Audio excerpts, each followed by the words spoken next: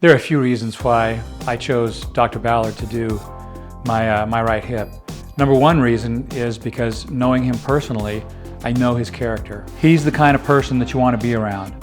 His competence, except in putting, is really good. And so I saw that, sorry, just couldn't resist. You might have to cut that one out.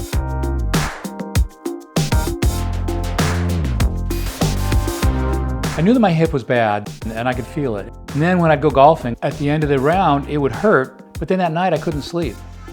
And when it got to the point that I couldn't sleep, I knew that that was the time when something had to change. I used to love just hiking, find a place where you have to hike 3 or 4 miles, then fish, then hike back out. That was too much. I couldn't do that anymore. Been up 3 times. I'm coming close, I can't get it.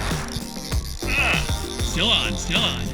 Part of the reason for hiking is just because I'm out in things. You feel so much a part of things. I'm in the Lostine Valley. There's Eagle Cap, was up there a little bit ago. It is swarming with mosquitoes. I mean, like, it's bad. I like hiking long distances. I like working out a little bit because there's something about that that sharpens the senses a little bit or it adds to the experience. So I love hiking. So why did I choose Dr. Ballard? Well, one, I know him as a friend and I've golfed with him.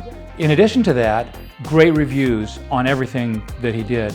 That mattered a lot too. That's the kind of person I want working on me, particularly for something this important that stays with you. This has to be done right.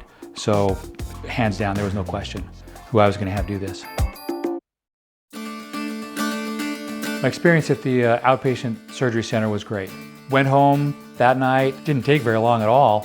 People were competent, they were kind, they knew what they were doing, talked me through stuff. I deeply appreciated that because I like to understand what's going on. I was very surprised there wasn't more pain. And it wasn't very long at all afterwards that I started walking around the neighborhood, kept it on pretty level ground for a while. It's been about 1.5 years since the surgery. And even starting last summer, I've been doing everything that I used to do with full gusto. In fact, last summer, did a 20-mile hike with 4,000 feet of elevation gain. That's East Lostine Valley behind me, which I hiked up this morning after spending the night at the base of the valley, clear at the far end.